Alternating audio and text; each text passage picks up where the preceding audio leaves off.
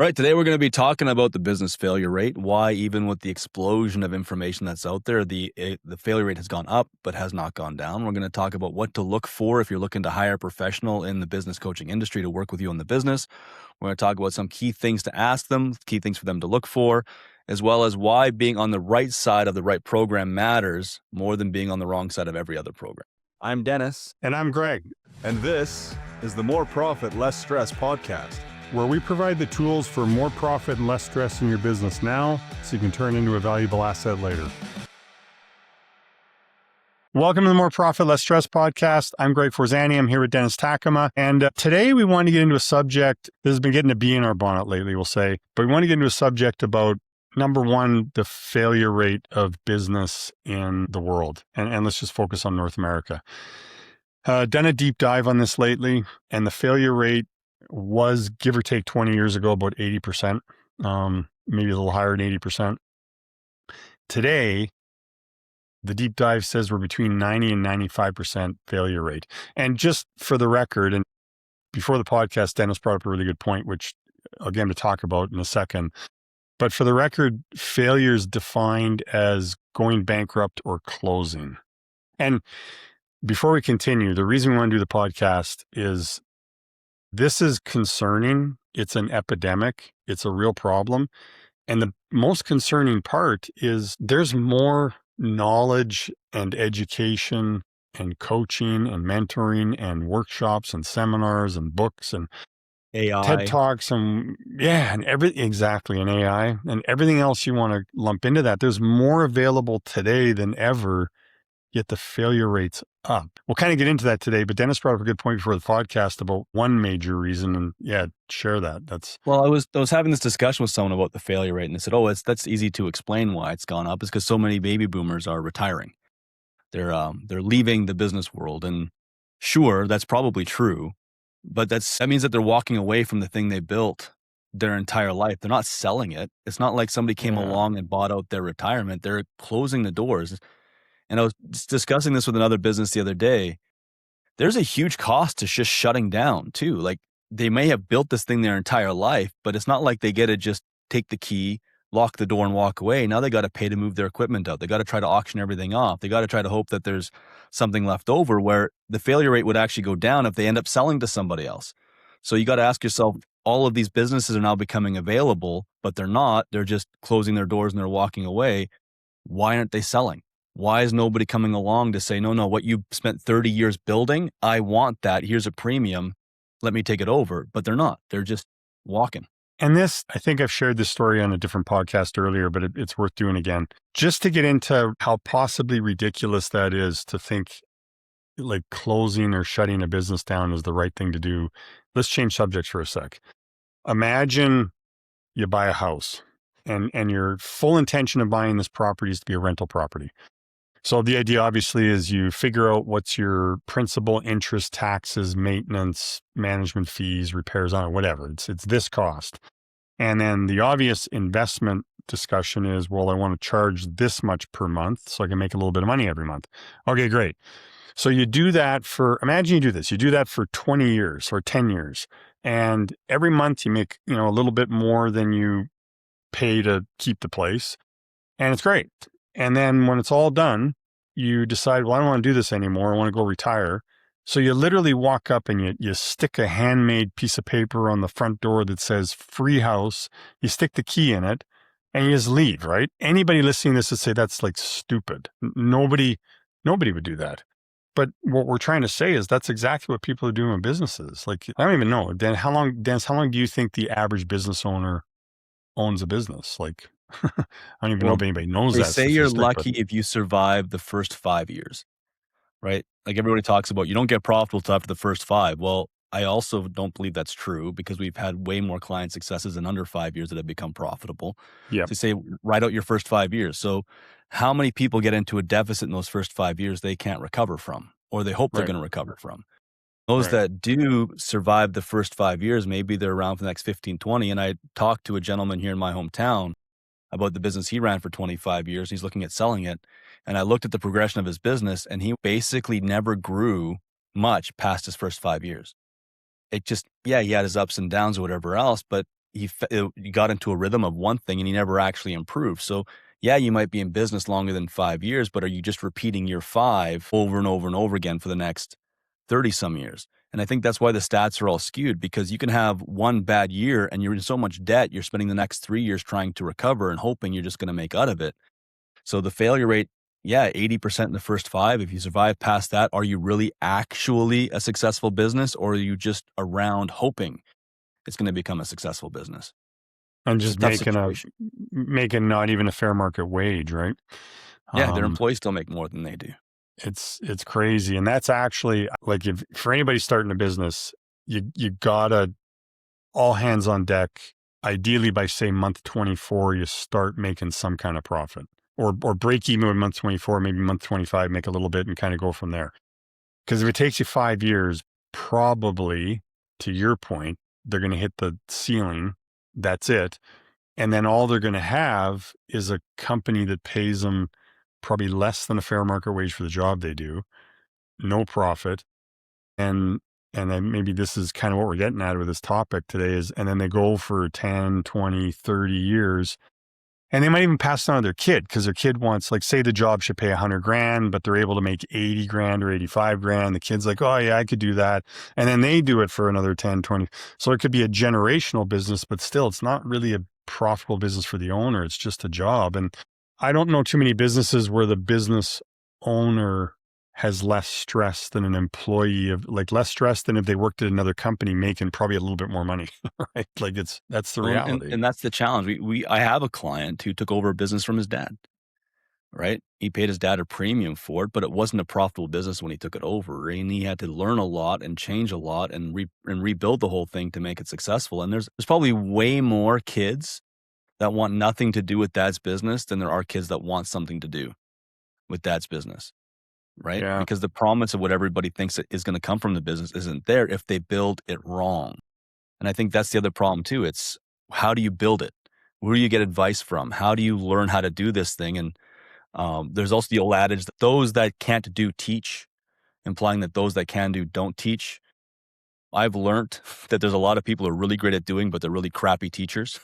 And I've also learned along the way that there's really good teachers who are really crappy at application themselves. So where do you get the information from? Who do you talk to? Do you talk to the guy who's been in business 10 more years than you because it looks good on the outside, but on the inside, he still go home and eating macaroni and cheese, or he's worried about balancing the next payroll or whatever else because they've just been in the game a bit longer? Like, where do you turn?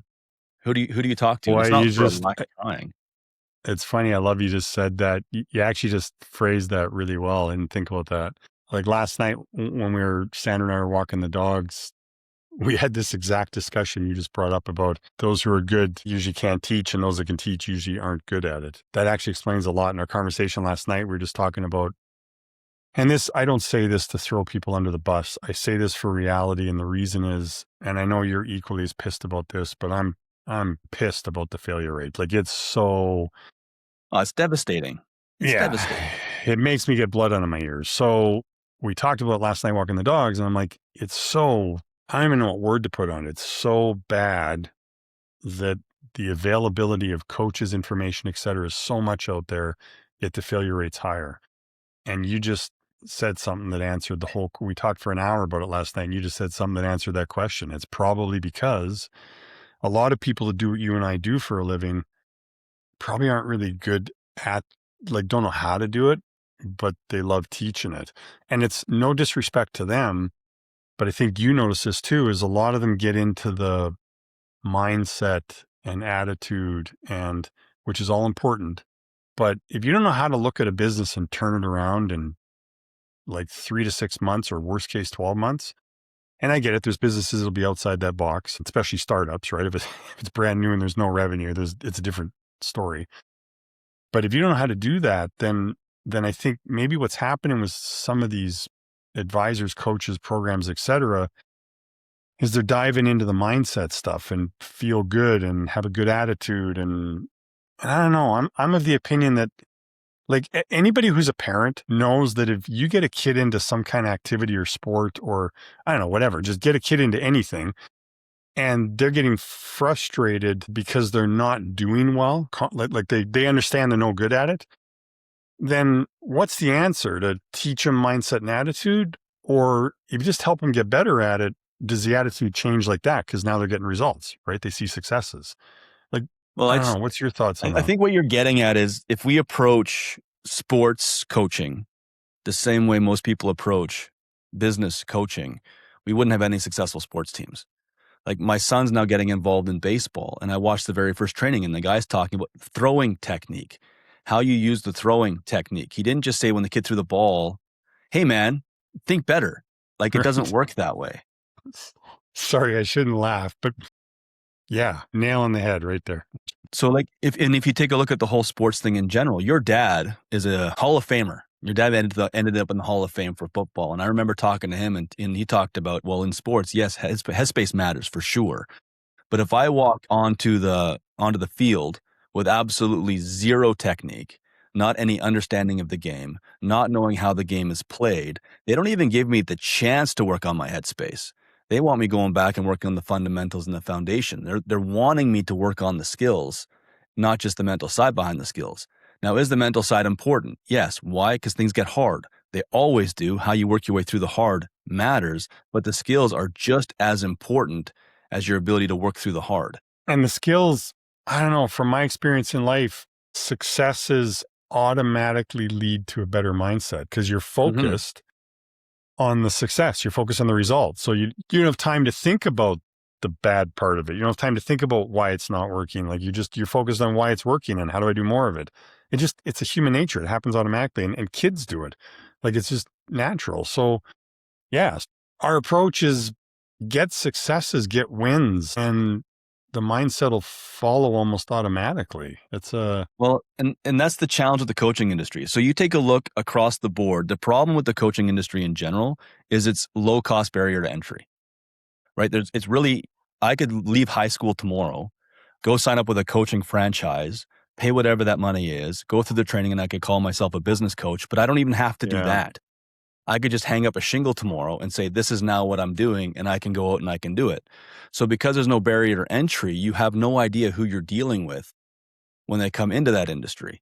And I've studied the different aspects of training, and you've got the modus operandi of the vast majority of coaching by definition is your client already knows what they're supposed to do. They just need you to listen to them and guide them through their own answer. But that's what it is. That's what they go to training for, right? They already know the answer. Right. Your job is just to sit there and guide them through the answer they already know how to do and hold them accountable to getting it done. But it never works because if I don't know how to throw a football and you sit down there and you tell me, no, Dennis, what do you think you need to do? Well, I think I need to throw better. And how do you think you should do that? Well, I should probably work my shoulder a little bit more and maybe not be so hard on my arm. And then maybe I'll throw better. Okay, you go do that. Like it doesn't work that way. I was sitting in the gym yesterday and I sent a text to my wife and I said, I actually hate this gym that I'm at. And she goes, why? I said, well, I'm looking around and I'm watching all of these people on the pathway to permanent injury. Right. Because yes, you can bench press, but if your shoulders are positioned wrong, if your shoulder blades are positioned wrong, if your elbows are positioned wrong, you're going to tear out your shoulders. You're going to pull pec muscles. You're going to do kinds of things that lead to permanent injury.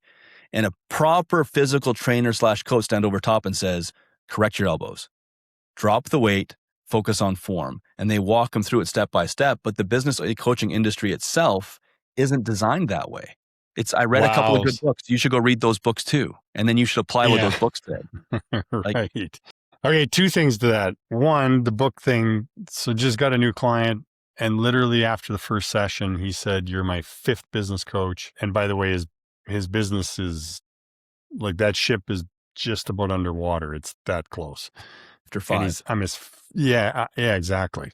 And he said, all they would ever do is say, go read this book and tell me what you learned and make sure you do it. He says, I got an office full of books. I haven't even looked at them. I haven't opened them. He says, my business is on fire. I'm trying to figure out how to fix it. So I'm trying to figure out how to throw a football, right? But I want to go back to something else he just said. Wow, light bulb just went off about the gym, So what about so imagine, change the story to business owner. They go into a program and they're surrounded by other business owners in that program with that coaching firm, company, workshop, whatever it is. And it's a lot of bad form, right? A lot of people just focused on the wrong stuff, right? They're not focused on how to throw football properly or baseball properly or how to hit it. They're focused on, well, how do you feel? What do you think? That kind of stuff.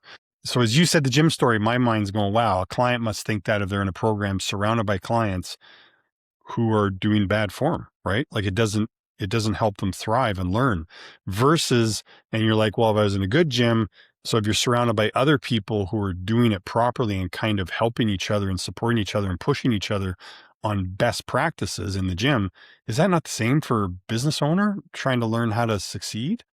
Like, holy crap, it's exactly the same thing. Well, and it goes back down to who are you learning from, right? Like I could walk up to anybody in the gym and I could correct their form, but who the hell am I to tell them what to do? And sometimes it's received well and sometimes it isn't, right? I saw one guy from completely bad bench press form. I'm asking him like, why are you benching up here by your neck? Like you're going to throw out your shoulders. And he had some big reason as to why he was doing it. So I didn't argue. I just walked away and whatever. So when you're in these business groups, how do you know the people that you're talking to have actually built the muscle or know what they're going through? Like it's tough, man. Even reading books, like there are so many books that are out there on business. I've read so many of them and man, they read really, really, really well, but they lack defined application of how to do any of the concepts. Like you can read a book that talks about, well, you got to take a portion of your revenue of everything you make and throw it off into an account that you don't look at. And that's your profit and you live off the rest. Well, yeah, but if my pricing's messed up, if my overhead's messed up, if my debt ratio is completely out of balance, if I've got a bad spike 1 month in payroll, if I've got, well, I'm ripping from that account again because I don't have a choice. So how does that work in real world application? It doesn't, but yet the book sounds great. Yeah. And there's so many, I know you bump into a lot of these examples too, but it's kind of scary actually how many examples of that we bump into where the book reads well or the lesson talks great. There's a colorful, pretty workbook they work through in some seminar. And it's great. Just for the record, we're not crapping on people trying to help here. But I guess to be honest, tell me your thoughts on this. I'm not saying I'm crapping on people that are trying to help, but it's not okay.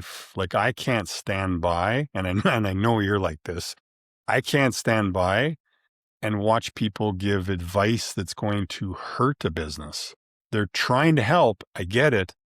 But when they're giving freaking advice that's going to hurt businesses, that's a problem. That leads to that 95% failure rate. And that's not okay. So it's not okay for us to not point it out. Like that's not okay, right? It's the same reason in the gym, you went to the guy and said, hey, on the bench press, because you're thinking ahead to if that guy gets a shoulder injury, then what's the impact in his life? So you're saying it out of care. So we're bringing this up out of care. Like just a simple example. I mean, we see this all the time. People advise on, spend 15, 20% of your revenue on marketing. Granted, there's the very rare type of business that can afford a digital marketing business may be able to afford that, but a plumbing company can't.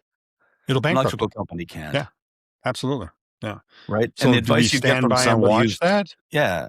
I was just going to say the advice somebody gets from someone who's in downtown New York has a completely different demographic than somebody who's in the middle of nowhere, Alberta. Like the advice isn't applicable in those two different scenarios. So what are you listening to? What's their actual background? What did they learn from? I mean, the comment I was going to make is what my dad used to say, which is the pathway to hell is paved with good intentions. Like, there's a lot of people with really great intentions that are out there, but do they actually know what they're doing? So if you're looking for advice, how do you sort good advice from bad advice? Well, exactly. My litmus test is if you're hiring a coach or an advisor, are they forcing you into a contract? If they're forcing you into a contract, their excuse might be, well, it's your accountability. It might be your this, it might be your that. But realistically, it's more about they want to make sure they get a guaranteed paycheck for a time period and you're not going to leave. It's not about value. That's why I've never locked a client into a contract in my entire life. Because if they're not finding value and they're not getting results, then that means I'm stealing. So you got to be, for me, that's the number one litmus test. Number two is what kind of guarantees do they have to protect your biggest fear? So what's the number one fear everybody has when they hire a coach? It's, am I throwing my money away? Same thing I have if I buy windows, same fear I have if I buy a hot water tank, doesn't matter. Same if I buy a car, am I throwing the money away? So what kind of guarantees do they have in place? And I think my favorite guarantee, and I'm saying this tongue in cheek because I think it's the stupidest guarantee, is I will work for a period of time. If I don't get you the results that I promise, I'll continue working with you for a period of time for free until I get the results, which translates to me of, I'm going to charge you to do something, and if it doesn't work, I'm going to keep doing what doesn't work until it finally works. And that's insanity. But I get to keep the money. But I get to keep the money. Like, Exactly. you don't get your money back. And so that's why like I've always offered a 30-day money back guarantee on any service that I apply. If you can't find the value in the first 30 days, you're not going to find it in the first 12 months. So why would I take your money? I'll give it back. So that's a litmus test. Another one is, how much time have they actually spent in business, and do they actually understand how numbers work?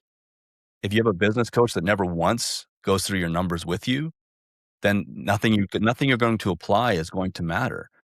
I had a client who has been through several business coaches, and one of the last ones he was with was a systemization coach. I said, great, what'd you systemize? He goes, well, this stuff. And I said, okay, so how do you know it was effective? He's like, what do you mean? I'm like, well, what numbers changed? Did you get more freedom in your life? Were your guys more efficient? How did it impact your net profit? He's like, I don't know. I'm like, so then what was the point? He's like, I don't But know. it felt good. He's like, he's a really great guy. It was really nice to work with him. He was a good guy, but again, locked in, stuck for a time period on something that didn't work. And again, I think, I'm repeating myself. I just want to clarify. We're not intentionally trying to throw the coaching industry, advisors, whatever, even the secondary education, business school, whatever. Like you and I just did like literally before this podcast, we just did a podcast discovery call with a past client who's going to be our guest next week. And she said it. She said, I went and got a business degree and they taught me a bunch of stuff and it sounded good. And she said, but it realized it didn't practically apply. Like it didn't translate to success, to results. It's just a bunch of theory. She said, and then I took your guys' program and it all like, boom, it started happening. So that's just a great example. So we're not throwing all that under the bus because they're bad people. However, we are definitely throwing under the bus the fact that, is it okay to let people keep trying to help people? So the best intentions on the pathway to hell. Is it okay to let people keep doing that when they're actually doing more damage than good? Like, is that okay? And I don't think that's okay. Like that, we have to speak up, because if we don't, the damage just continues. There's no awareness to it. Well, and the challenge is the loudest voice isn't always the right voice, right? I made this comment, social media has amplified this. If you go to a workshop or a seminar and you sit in the seats at the spectator viewpoint and there's a guy on stage speaking, your automatic assumption is the guy that's on stage is the expert. Right. You could have a guy sitting right beside you who's been through more, knows more, understands more than this guy up on stage, and this guy's trying to tell you what's going on, but you're not listening because the person that I see all the time must be the expert because I see them all the time. So the most amplified voice isn't always the smartest voice. So if I was looking for a coach today, there was a time in my life where I was looking for a coach, by the way. I had failed a construction company. I was looking for someone. If I were to go back and have to do that again today, very first things I would be looking for are they actually asking me for my numbers? Are we ripping through my profit and loss? Do they actually understand what my margin should be or why? So I had a client send me a message saying, so what should my margin be? And I said, well, I can't tell you that specifically. And he goes, why? I said, because we don't know enough about your overhead yet for what we have to establish to set up your pricing, because your margin is going to be completely different than Chuck down the road. So is he going to actually rip apart my numbers and help me understand how to build that up? Then do they understand, okay, well, if we want the net profit, if that's the goal, because it's always the goal. No, Dennis, I just want to free up my time. Great. You have to buy it, and you buy it by getting more money. That's the only way it works. So you got to make that net profit. If they spend zero time on my numbers, why do I have them? I don't care if you're hiring them to systemize your business. Their first thing should be, let's look at your numbers. I don't care if you're hiring them for marketing. The first question should be, what are your numbers? How much can we spend on the marketing? Well, I don't want to get you that information. I'm too scared about it. Well, now we have a trust factor problem. Make them sign an NDA, make them sign a non-disclosure agreement, whatever you have to do. But if they're not starting there, you're not going to end well. It's great. And I guess bottom line is, whatever they're advising you implement in your company, whatever it is, can they draw a dotted line from that to your financials, to your P&L, to show the impact it's going to have and how it's going to, at the end of the day, make you more profitable? So whether it's marketing or hiring or systemizing or whatever they're talking about, signing a lease, designing a restaurant or a store, or which truck to buy or whatever it is, can they draw a dotted line to that P&L, and can they do it in a way that you understand that makes sense? Because if they're not, then there's a chance that maybe it's not going to positively impact your P&L. And then what the hell are you doing? Like, why are you doing it? Right. So yeah, that's great advice. And then I think to continue just on selection, if you're looking for which coach to hire, go listen or read what their clients are saying. Now, here's the tricky part. Anybody can get testimonials, but AI will do if the them for you now. exactly. Right. But if the testimonials like great person, really supported me, taught me a lot, that's all great. But maybe, like, anyway, my recommendation would be when you're looking at watching a video testimonial, reading a testimonial, listen to the language. If the person writing the testimonial is talking about, I had this impact on my company and my life, and here's how it happened, and like, listen to their language, listen to like, wow, I learned what gross margin percent I need based on my expenses, and I learned that I need to get this percentage profit, or in this much time we got to this profit, or I was able to cut my staff back, which affected my profit, or I was able to make my marketing more effective, which affected my, like, listen to the language, because that tells you what's really going on, right? And whether or not they're being honest. So let's talk about AI for a second, because this came up actually with a client. He's like, hey, Dennis, your job is going to be useless because of AI. And I went, that was hurtful. But then I went, but you're wrong. And he goes, why am I wrong? Yeah. And I said, because all of my work in AI up to this point, and AGI isn't quite here yet, but it's coming down the road. AI is an aggregate of the average. It's an aggregate Right. of whatever average information gets fed into the LLMs or large language models, and it pulls from that to give you advice. Well, it's not, unless it understands nuance, and a lot of business, quite frankly, is nuance.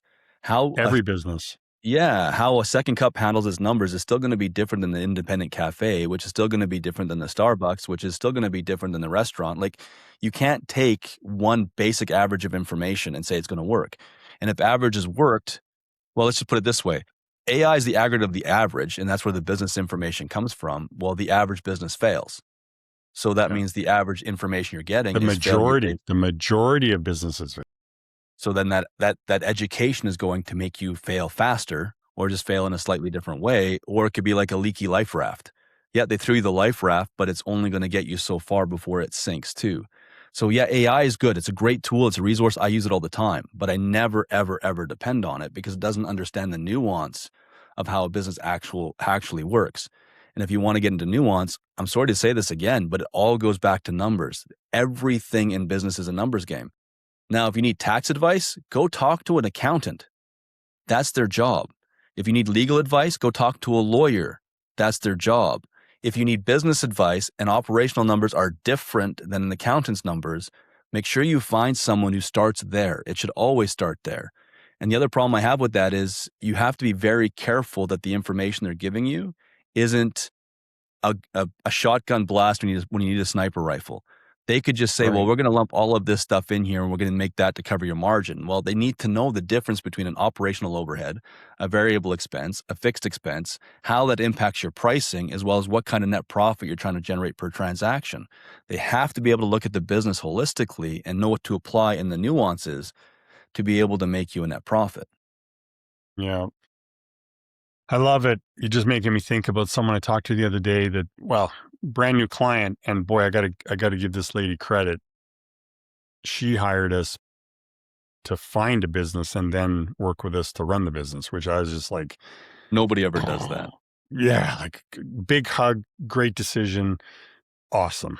But she was looking for a franchise, and the reason was because in her mind, the franchise had the proven model with the mentoring coaching in place. And I'm like, that's smart thinking, like, good for you.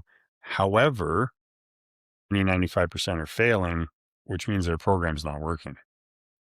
Best intentions, bad results.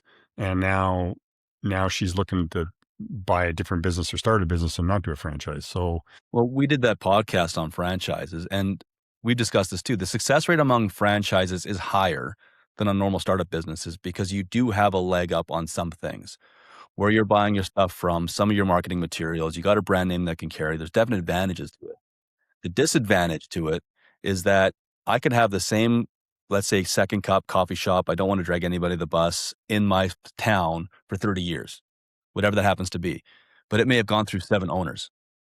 yeah. But the business looks like it's successful because it's still there, but I've gone through 7 different owners in that time frame because the franchise can take it away, the franchisee can quit, the franchisee can sell it to a different franchisee because they want out. So even a franchise model, while it can be successful, you really have to understand what it is that you're buying to make sure it's going to be successful for you and not just successful for them.